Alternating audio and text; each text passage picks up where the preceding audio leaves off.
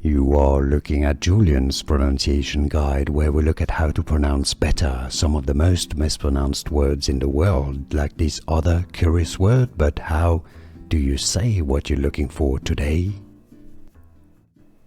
Let's learn once and for all how to say what is the sound that corresponds to this symbol. What is this symbol for in the IPA, the International Phonetics alphabet?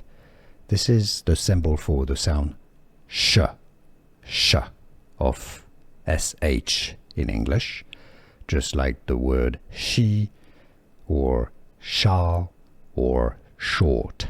Now, sometimes you may see this symbol with a T before it, and that will make it become ch, okay, as in chill or Chernobyl, alright, ch, if there's a T before it. Otherwise, it's the sh sound, as in shallow, for example, or brioche, sh.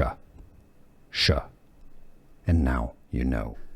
Here are more videos on how to pronounce more confusing words and names too many mispronounced. Like this video if you found it useful. I appreciate your support. I'll see you soon, and thanks for watching.